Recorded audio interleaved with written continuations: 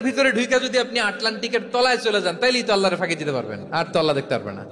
আপনারা ocean gate company নাম শুনছেন? ওশান গেট, তারা এই যে টিটান সাবমার্সিবল একটা সাবমেরিনের মতো বানাইছিল, যেটা টাইটানিক জাহাজের ভগ্নাংশ দেখার জন্য অনেক লোক যে সাগরের একেবারে গহীনে চলে যায়।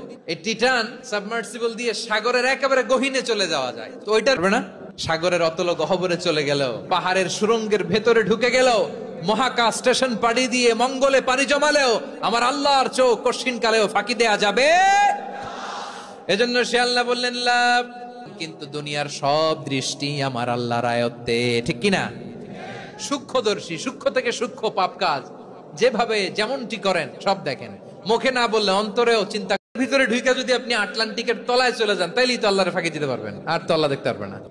আপনারা ওশান গেট কোম্পানি নাম শুনছেন? ওশান গেট, তারা এই যে টিটান সাবমার্সিবল একটা সাবমেরিনের মতো বানাইছিল, যেটা টাইটানিক জাহাজের ভগ্নাংশ দেখার জন্য অনেক লোক যে সাগরের একেবারে গহীনে চলে যায়। এই টিটান সাবমার্সিবল দিয়ে সাগরের একেবারে গহীনে চলে যাওয়া যায়। তো ওইটা পারবে না, সাগরের অতল গহ্বরে চলে গেল, পাহাড়ের সুরঙ্গের ভেতরে ঢুকে গেল, মহাকাশ স্টেশন পাড়ি দিয়ে মঙ্গলে পাড়ি জমালেও আমার আল্লাহর চোখ কঠিন কালেও ফাঁকি দেয়া যাবে। এজন্য সে আল্লাহ বললেন লাভ, কিন্তু দুনিয়ার সব দৃষ্টি আমার আল্লাহর আয়ত্তে, ঠিক কিনা?